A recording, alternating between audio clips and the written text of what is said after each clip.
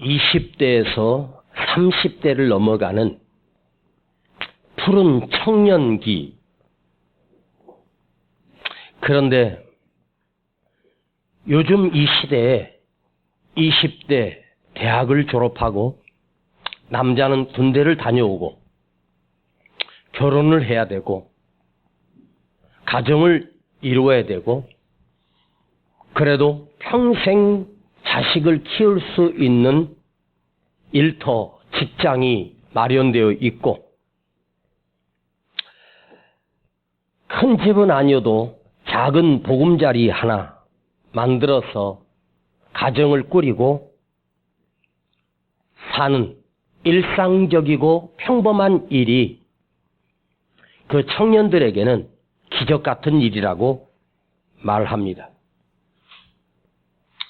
내가 특별하게 엄청나게 잘 되는 것도 아니고 평범하게 가정 이루고 누구처럼 자식 키우고 작지만 작은 집이지만 거기서라도 예쁜 아내하고 예쁜 딸 아들들 키우며 살아보고 싶다.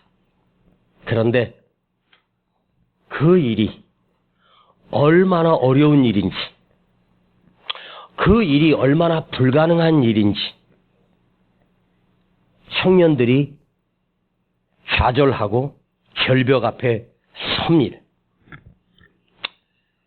인생을 50년이나 60년, 70년 살아본 사람이 인생 참 힘들다 말하면 이해가 가겠는데 이제 30도 안 된 청년이 나이 60, 70 된 사람보다 더 큰 절망을 느낀다는 것입니다. 겨우 30년 살았던 청년이 인생을 산다는 것이 얼마나 고달픈지, 삶을 산다는 것이 얼마나 힘든 일인지, 우리가 하루하루 걸어가야 하는 인생길, 절대로 꽃길이 아닙니다. 누가 그러더라고요. 산다는 것은 참 좋은 일이다. 산다는 것은 참 행복한 일이다. 내가 살아있기 때문에 참 행복한 일이다. 틀리지 않습니다. 산다는 건 단순하게 그냥 살아만 있으면 사는 것이 아닙니다. 삶이 쉽습니까? 산다는 것이 여러분 만만합니까? 솔로몬 왕은 부와 영화를 다 누렸던 인생입니다.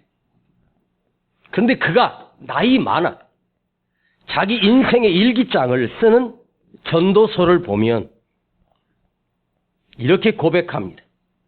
사람들이 해 아래서 행하는 모든 수고와 마음으로 애쓰는 모든 것들이 무슨 소득이 있는가? 일평생 근심하며 수고하는 것이 슬픔뿐이라. 그 마음은 밤이 되어도 쉬지 못하느니라. 하루 종일 애쓰고 수고했는데 결국 슬픔으로 막을 내리고 끝나.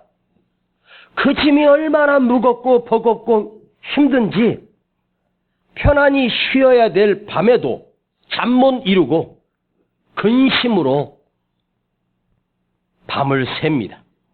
이것이 우리의 삶이 아니겠습니까?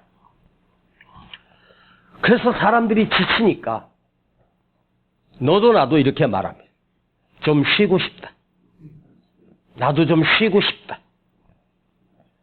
너무 힘들어서 너무 나도 좀 쉬고 싶다. 그런데 쉴 수가 없는 게 인생입니다. 내가 쉬는 순간 우리 집은 어떻게 되지? 남편들은 직장에 나가서 일을 해서 늙을 때까지 60이 넘을 때까지 은퇴할 때까지 그 힘든 일들을 합니다. 그런데 아이들은 아빠는 뭐하러 있어? 아빠가 왜 필요해? 아빠는 밤에나 늦게나 가끔 오고, 아빠 때문에 자기들이 먹고 유치원 다니고 학교 다니고 했던 걸 몰라. 이제 쉬고 싶다고 해서 은퇴를 해주더라고. 은퇴하니까 할 일이 없어지면 이제는 좀 푹 쉬어도 될 것처럼 보여지지만 사실은 그때가 더 비참해집니다. 할 일이 없는 거예요. 저는 어릴 때 일을 해야 했고 무거운 짐을 지고 산을 넘어갈 때가 있었습니다. 그때 제 나이 15살쯤. 얼마나 힘들었으면 그때가 생각나는지 몰라요. 그 무거운 보따리를 메고 높은 산을 넘는데 정말 죽는 만큼 힘들더라고요. 공사판에 가서 등록금 한 푼이라도 벌어보려고 그 무거운 철근을 들고, 공사판 그 철근이 그 길이가 8m예요. 그걸 이게 한 바퀴 돌리려면 이게 어디 걸리는 데가 많아가지고 얼마나 무거운지 이 8m의 중간에다가 박스를 갖다 이렇게 동그랗게 매가지고 여기다 올리면 무게 중심이 잡혀요. 어깨가 막 찢어지는 것처럼 아프잖아요. 근데 그건 참을 만한데 이걸 저기 옥상 슬라브 철근을 놔야 되니까 거기까지 옮기는 거예요. 지금은 다 크레인으로 다 옮기는데 그때는 일일이 다 옮겼어요. 그러면 그 공사판에 그 올라가는데 옆에다가 철판으로 이렇게 계단처럼 이렇게 길게 했다가 이렇게 올라가고 이렇게 올라가요. 그 돌릴 때요, 거기 떨어지는 사람도 있거든.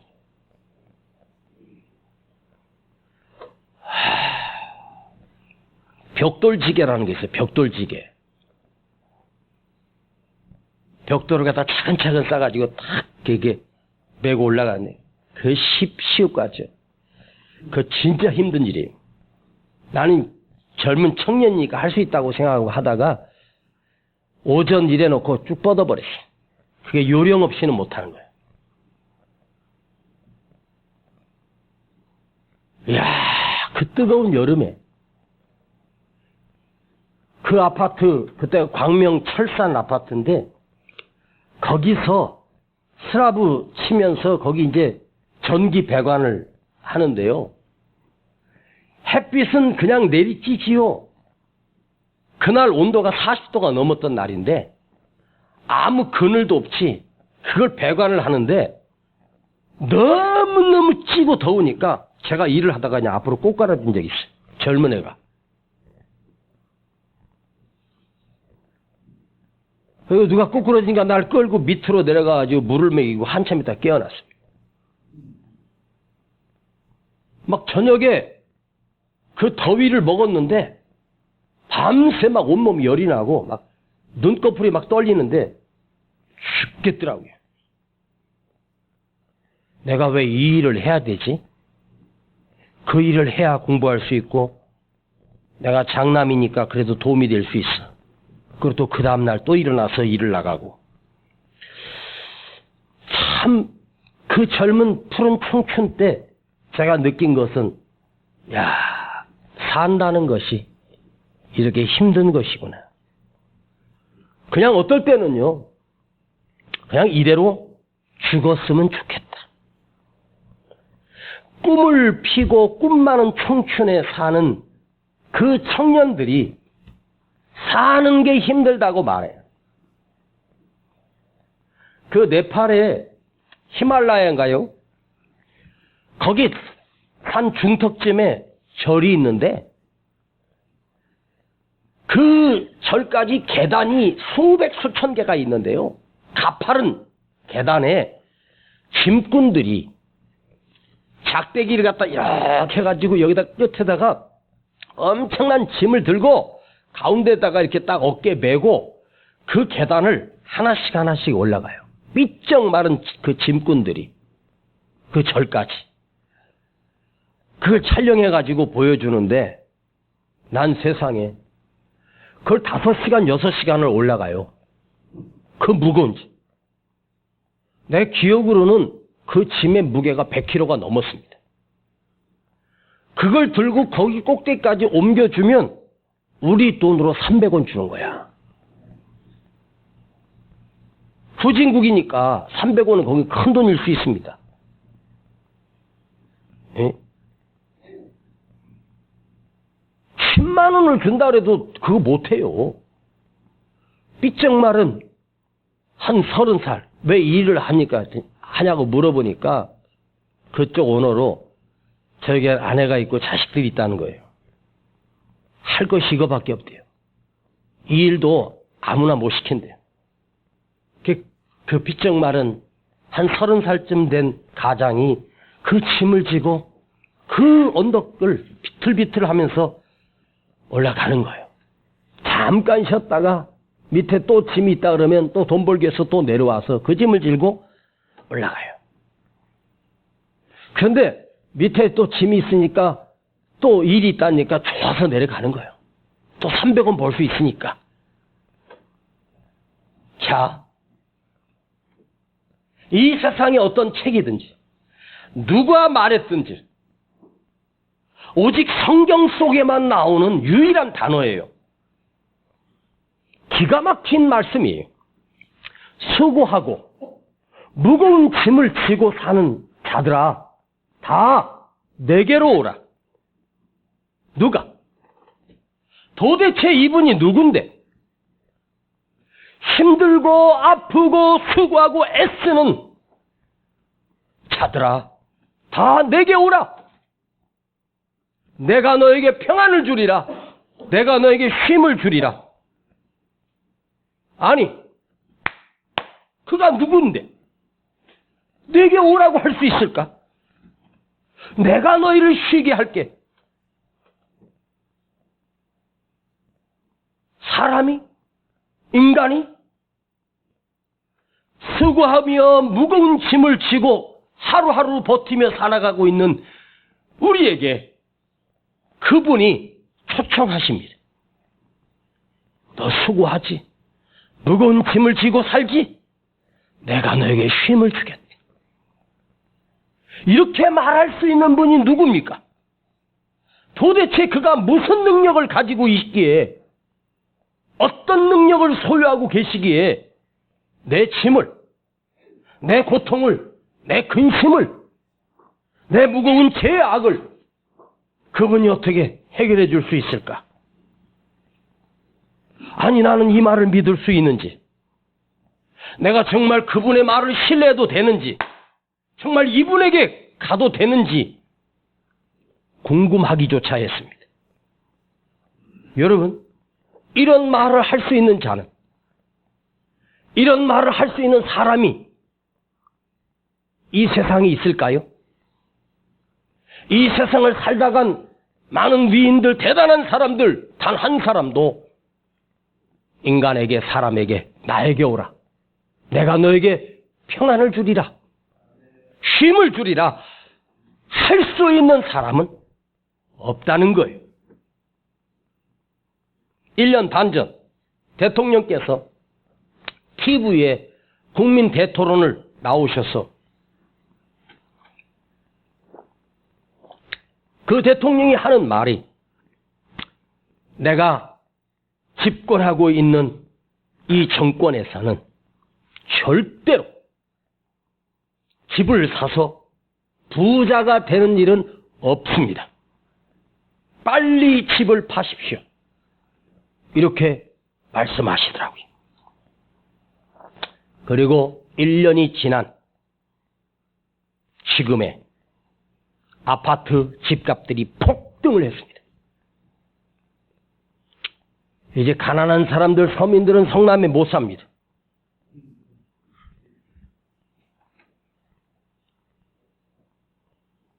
우리 이 신흥동 지역에 작년에만 해도 20평짜리 한 필지 값이 얼마였냐면 작년 말에 12월 달에 6억 정도 갔습니다. 20평 한 필지가 딱 12월 달 넘어가서 1월 초가 되자 7억 5천이 됐고 지금 8억 5천 갑니다. 미쳤습니다. 대통령이 내가 정권하고 있는 이상은 이 나라에 더 이상 집을 통해서 돈을 버는 일이 없게 하겠다. 절대로 집값은 내가 확실하게 잡는다. 그런데 이 말을 들은 어떤 주부가 이 가지고 있는 이 아파트 이거 오르지도 않은데 그래가지고 이분이 그 당시 그 아파트를 5억에 팔고 더 큰 전세, 더 좋은 전세로, 넓은 전세로 아파트를 옮겼습니다. 이 사연이 뉴스에 나왔는데 팔았던 그 5억짜리 아파트가 딱 팔고 딱 1년 만에 13억 5천까지 올라버렸습니다. 뉴스에 나왔으니까 제가 얘기하는 거예요. 그 남편이 뒤집혔습니다. 매일 부부싸움하는, 네가 무슨 정신머리로 그걸 팔았냐. 그래서 결국 이혼했습니다. 이런 멍청한 여자랑 못 살겠다고. 자, 대통령이 내게 오라. 내가 너를 책임져 주겠다. 결국 아파트가 오르니까 부동산 전체가 25번, 38번 내놨지만 더욱 폭등하니까 원인은 뭐예요? 집이 부족한 거야. 여러분, 하나 물어볼게. 서울에 집이 있습니까? 서울에는 내 집이 없다. 그래서 개발할 수 있는 곳을 막 여기저기 발표를 했는데 광명시흥지구라고 하는 곳입니다. 거기에 신도시 계획이 발표가 돼버렸습니다. LH에서. 그런데 LH 임원 직원들이 수십억씩 농협에서 대출을 받아가지고 몇천 평, 몇만 평을 쪼개기 해서 사가지고 아무 소용도 없는 이상한 나무를 심어놓고 이따가 들통이 나버렸습니다. 발표되기 얼마 전에 미리 그 땅을 사놓은 거야. 그러면 거기 아파트도 나오고 땅값도 보상받고 나무값도 보상받는 거지. 자, 그걸 개발하는 업체인 주택공사 SH가 그 직원들이 그 개발지에 미리 정보를 이용해서 재산을 투자하고 융자를 받아서 땅을 사놓는다? 이런 뉴스를 들어본 여러분, 피가 거꾸로 솟지 않습니까?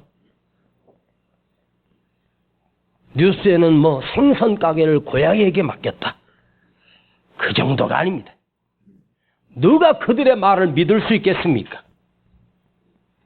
내게로 오라? 지금 코로나 시대로 지금 얼마나 힘든데 표를 얻겠다고 부산에 가면 가덕도라는 데가 있어요. 저도 부산 집회 갔을 때 그쪽 가본 적 있거든요.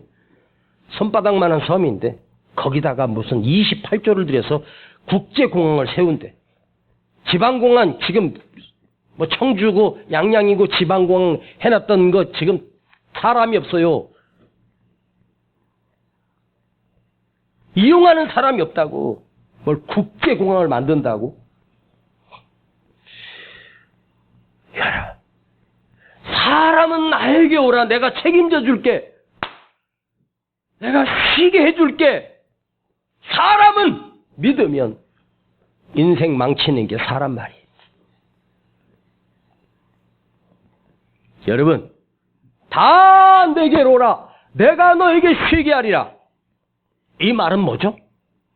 진짜 책임질 수 있는 능력 있는 분만이 가능한 거예요. 아셔요? 내게로 오라. 내가 너 책임져 줄게. 이 말씀을 하시는 분이 누구냐? 예수님이에요. 하나님이에요. 하나님은 온 우주 만물을 창조하시고 조성하시고 다스리시는 전능하신 하나님, 바로 나를 만드신 분이에요. 나를 조성하신 분이에요. 나를 시작하신 분이야. 그가 나를 시작하셨고 지금도 나를 주장하고 계시고 결국도 그분 손에 내가 있어. 나의 마지막도 그분이 책임져 주시. 여러분, 그분이 어떻게 나를 책임져 주신다고 말씀할까? 잘 보세요. 능력만 있다고 책임지는 게 아니야. 능력으로 내가 돈 많으니까 책임져 주는 게 아니야. 그건 그야말로 갑질이에요. 잘 들으세요. 그분이 그대를 위해서 죽으셨습니다. 그분이 나를 위해서 죽으셨습니다. 갈기갈기 찢기셔서 죽으셨습니다. 자기 죄 때문이 아니야. 우리의 모든 죄를 지시고 내 죄 때문에 내 죄를 사하여 주시기 위하여 또 양손과 발에 녹슨 못에 박혀 매달려 온몸에 피를 흘리시고 비참하게 죽으셨습니다. 나의 죄값을 대신 치러주셨. 자기 목숨을 버리셨어. 그리고 우리를 의롭다고 만들어주신 분이에요. 여러분, 아무리 엄청난 정권을 가지고 있고 엄청난 재산을 가지고 있는 사람이 와가지고 내가 너 책임져 줄게? 사람이 책임져 줄 수 있는 사람은 없어. 물론 하나님의 크신 능력이가 책임질 능력이 계시는 분이야. 그것만으로 부족해. 책임에는 사랑이 있어요. 사랑이 뭐냐? 그냥 감정적인 사랑이 아니야. 자기 생명을 내놓을 수 있는 사랑. 예수님이 다 내게로 오라 할 수 있는 말은, 그 말씀은 뭔지 아세요? 내가 너를 위해서 죽었느니라. 이건 엄청난 사건입니다. 이 십자가의 사건이 여러분에게 믿어졌으면 좋겠습니다. 다른 사람은 의심이 가도 오늘 나에게는 참으로 놀라운 말씀이고 이건 굉장한 사건입니다. 그게 나에게 일어났습니다. 내가 내 죄값으로 끝장나고 죽어야 되고 멸망돼야 될 나의 생명을 영원한 생명으로 시작하게 하신 사건이 바로 십자가 사건입니다. 여러분, 교회를 출입한 지 몇 년 되셨습니까? 10년이 넘으셨죠? 20년이 넘으셨습니까? 10년을 출입하고 20년을 다녀도 구원의 확신이 없어. 그냥 왔다 갔다 왔다. 그런 사람 허다해. 나는 오늘 여러분 중에 교회를 다닌 지 10년, 20년 되고 집사도 되고 안수 집사도 되고 권사도 되고 직분을 얻었는지 몰라도 그거 예수 믿은 시간이 교회 다닌 지 20년 됐다, 내가 30년 됐다, 내가 어릴 때부터 예수 믿었다. 그런 자랑이 여러분에게 없기를 바랍니다. 제가 가끔 얘기하죠. 썬데이 크리스찬. 주일날만 딱 한 번 예배드리고 끝나는 신앙생활. 그런 신앙생활 되지 마십시오. 여러분, 주일날만 딱 한 번 와서 내가 성도인 것처럼, 내가 신자인 것처럼 다 예배를 드려? 그러면 다 한 것일까? 그리고 세상에 나가면 세상 사람하고 뭐가 다릅니까? 여러분 일터에서 내가 집사인지 신앙의 사람인지 누가 압니까? 사람들이 나를 예수 믿는 사람으로 인정해주고 저 사람은 참 의인이야, 저 사람은 참 거룩해, 저 사람 참 귀한 사람이야 인정해줍니까? 옹색하고 쫄보고 못되고 혈기는 살아있고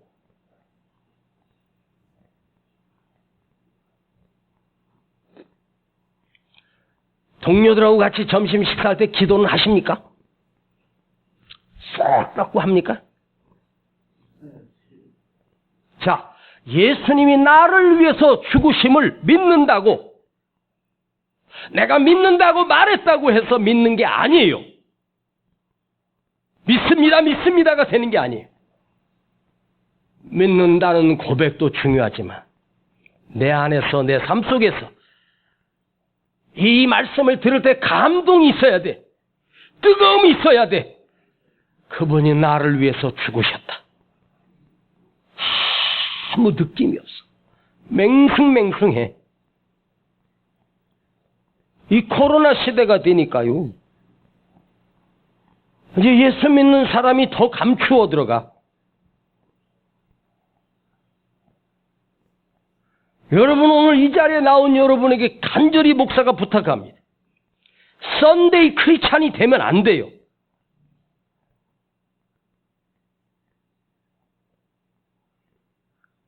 주일날만 예배드리는 썬데이 크리스찬이 되지 말란 말이에요.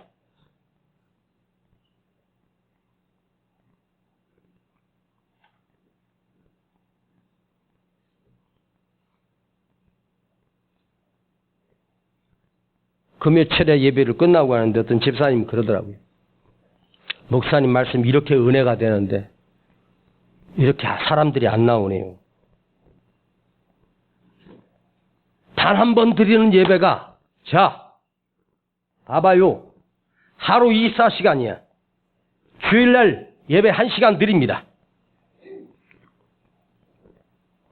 24시간이면 11조만 해도 2시간 반은 드려야 돼. 오후 찬양 예배도 지금 못 드리잖아. 자, 한 번 안 나오기 시작하니까 나오기 싫죠? 한 번 빠지니까 이제 안 가도 된다고 생각하죠? 여러분, 왜 직분자를 세워놨습니까? 모범이 되고 기도하는 모습을 보여주라고.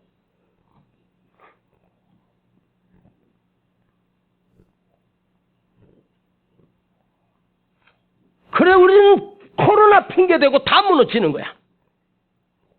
그러니 무슨 능력이 있습니까? 제가 그랬죠?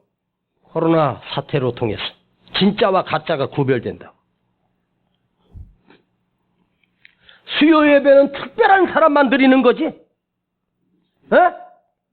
대단한 사람만 드리는 거지.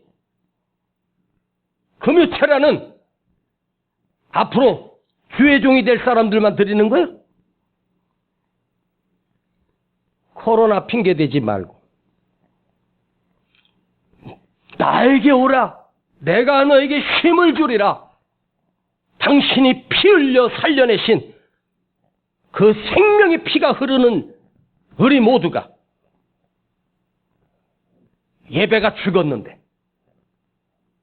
예배가 끝나버렸는데 무슨 구원의 확신이 있습니까?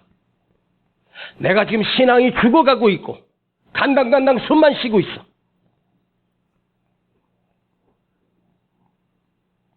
코로나가 위험하면 식당은 더 위험해. 버스 지나가는데 봤더니 버스 안에 10,000원이더만. 사람들이 마스크 쓰고 고개 들고 가만히 있더라고. 바로 옆에 그냥 다닥다닥 붙어있어. 얼마나 위험합니까? 거기 한 사람만, 그 버스 안에 한 사람만 코로나 감염자가 있다고 해봐. 마스크가 지켜줄까?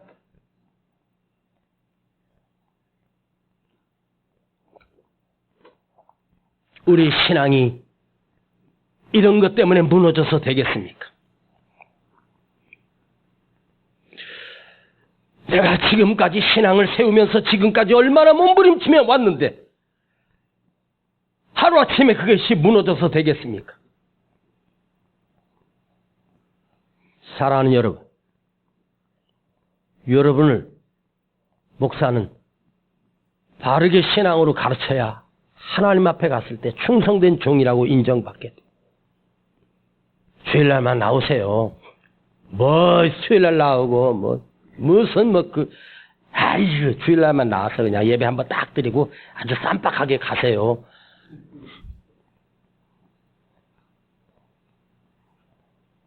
한번 무너지면 끝까지 무너지는 거예요. 타협하기 시작하면 끝이 없는 거예요. 자, 지금 주일날도 안 나오는 성도들 많아요.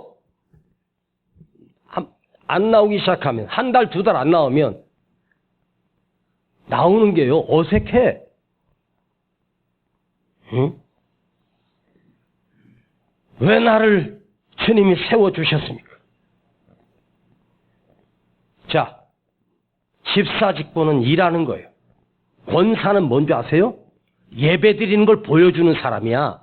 기도하는 모습을 보여주는 거야. 네?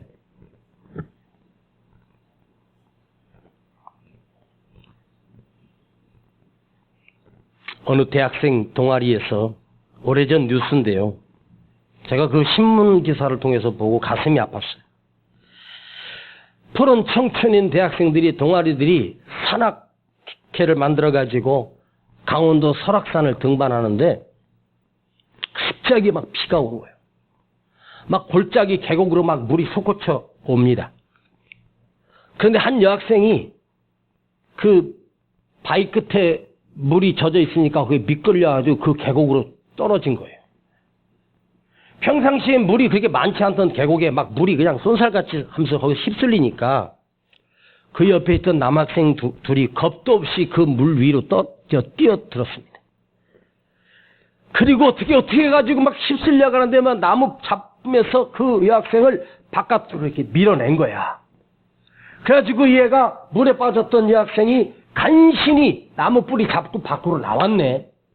그런데 그 뛰어들었던 두 청년이 그 여학생을 구하다가 너무 지쳐가지고 물살에 휩쓸려서 내려가서 익사해서 죽고 말았습니다.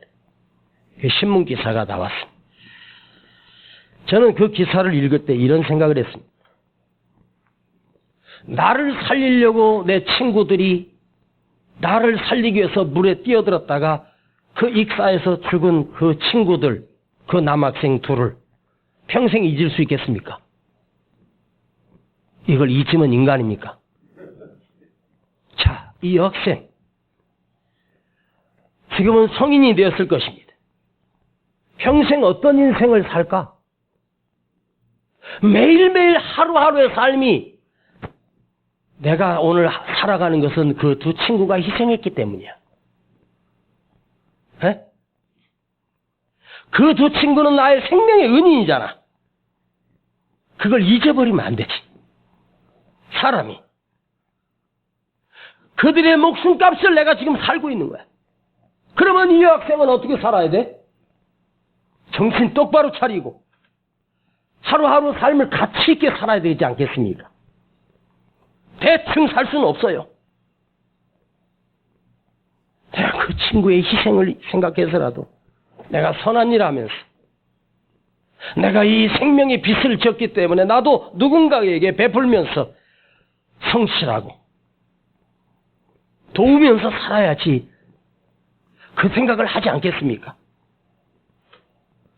아마도 처음에는 나 때문에 죽은 그 동료가 너무 마음에 고통이 있을 거예요. 그럼 내 생명이 얼마나 귀하냐. 두 사람의 희생으로 내가 살았으니까 그걸 잊으면 안 되죠. 만약 그 여학생이 그걸 잊어버리고 매일매일 술에 취해서 지 멋대로 산다면 그게 사람입니까? 그건 인간도 아닙니다. 여러분 잊지 마십시오. 내가 예수 믿는 것을 가볍거나 우습게 여기지 마십시오. 하나님의 아들이 예수님이 나를 살리시기 위해서 이 땅에 사람의 몸을 입고 오셔서 십자가에서 비참히 죽으셨습니다. 등산 갔던 그 친구들이 살린 것은 인간의 목숨이지만 예수님이 살려낸 것은 목숨이 아니에요. 영원한 생명이야. 주님이 나를 위해서 사랑하시고 그 놀라운 은혜와 그 희생을 내가 잊어버리고 산다면 우리는 인간이 아닙니다. 짐승만도 못한 사람입니다. 죄 가운데서 살았던 우리를 주님이 나에게 오셔서 오늘 지금 여러분에게 말씀하십니다. 나에게 오라. 내가 너를 쉬게 하리라. 내가 너에게 진짜 평안을 주리라. 날 위해 죽으신 뿐만 아니라 나에게 영원한 생명을 주시고 영원한 안식을 주시며 나에게 오라. 내게 오라. 내게 오라. 그냥 한번 해보시는 말이 아니에요. 내가 널 책임질 거야. 너는 오기만 해. 자신감에 넘쳐서 하시는 말씀이 아닙니다.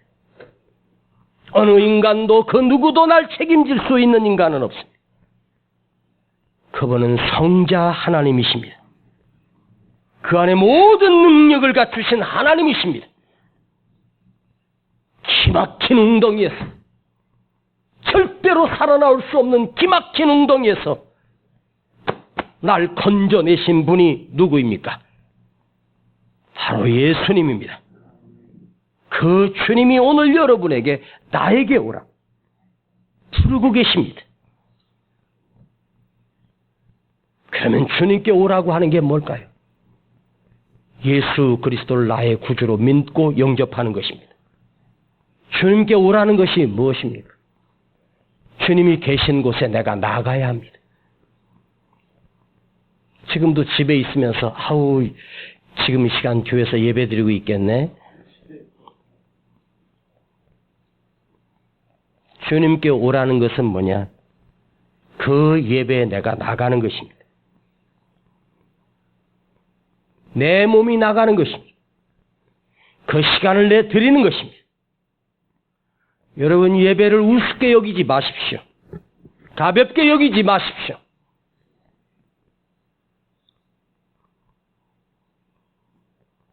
난 더 이상 여러분에게 예배 나오라고 얘기 안 할 겁니다. 당신이 결정하십시오. 목사를 위함도 아니고 주님을 위함도 아닙니다. 예배 나오는 것은 누구를 위해서 나가는 게 아니에요. 내가 무슨 직분을 맡았으니까 나가고 안 나가고가 아닙니다. 나와 주님과의 관계입니다. 내 인생이니까 내 마음대로 살아도 돼. 이 시간 여러분 결정하십시오. 지금 주님이 여러분을 오라고 부르고 계십니다. 여러분 주님께 가시겠습니까? 아니면 버티고 안 가겠습니까? 내가 너를 쉬게 하리라. 내가 너를 살리리라. 내가 너에게 영원한 생명을 주겠다. 주님이 이 예배에 여러분을 초청하십니다. 한번 주님께 내어놓고 한번 맡겨보시겠습니까? 한번 주님께 내 삶을 한번 드려보시겠습니까? 그것이 내가 사는 길입니다. 아멘. 우리는 어차피 한 줌의 흙으로 끝나는 인생으로 끝납니다. 여러분의 코어의 호흡이 지금 인생이 50년, 60년 넘었으면, 70년 넘었으면 며칠 안 남았어. 호흡이 끝나는 날까지 내 생명을 주님께 드리는 것, 시간을 주님께 드리는 것. 그만큼 방황했으면 끝내십시오. 주님이 오라고 하십니다. 주님이 계신 곳에 우리가 주일 예배를 드리는데 시간을 정하는 것, 언젠가 말씀드렸지만 주님은 벌써 와서 나를 기다리고 계셔.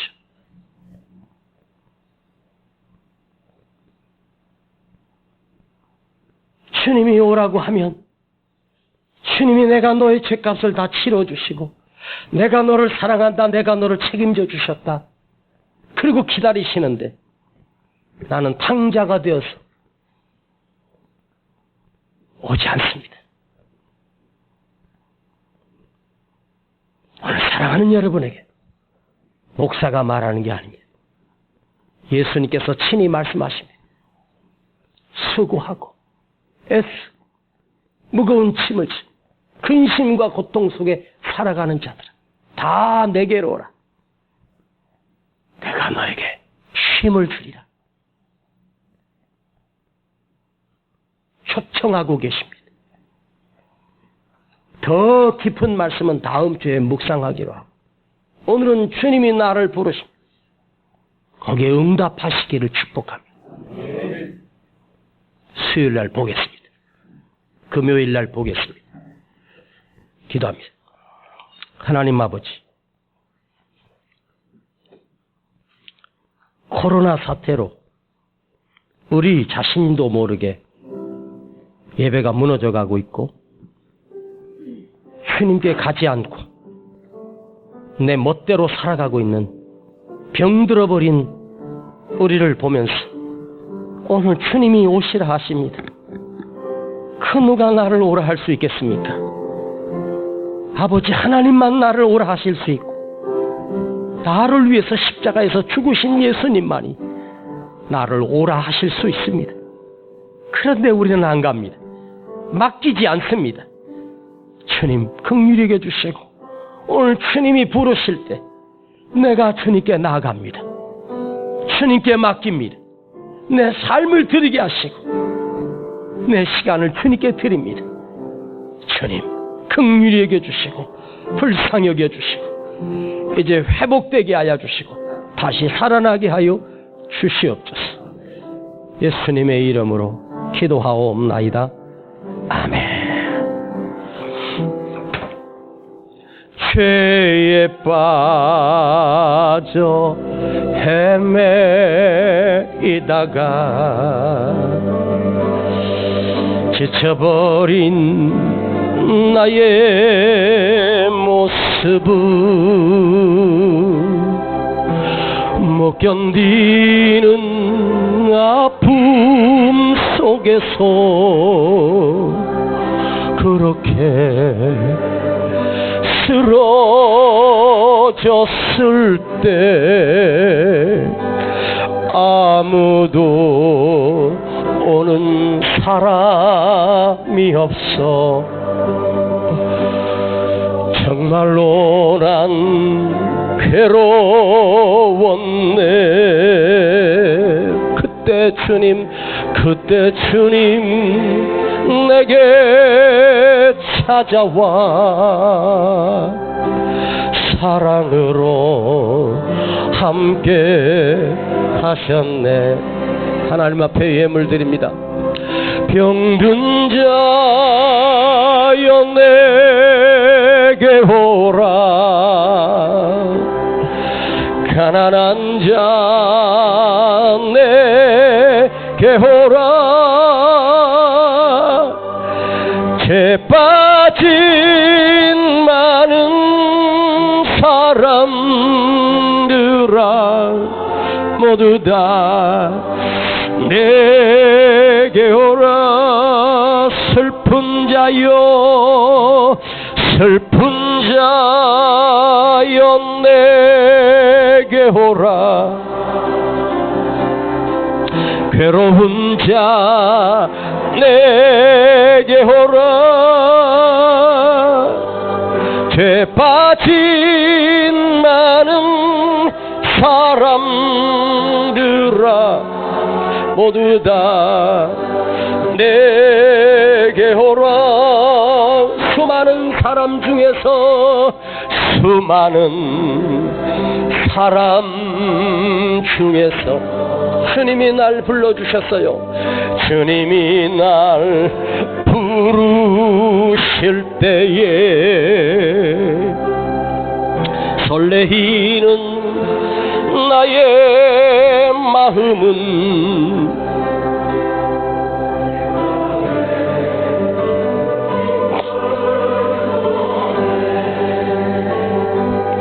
이제 나도 주님 위하여 내 모든 것 다 드리리.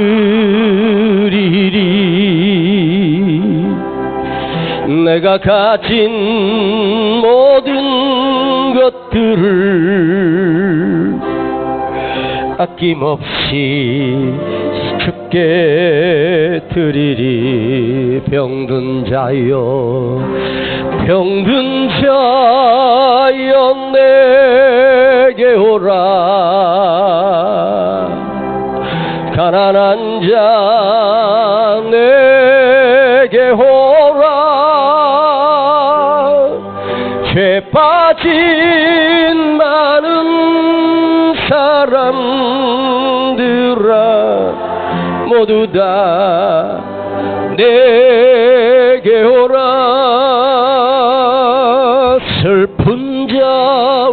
다시 일어나십니다. 내게 오라 괴로운 자 내게 오라. 우리 주님이 나를 초청하십니다.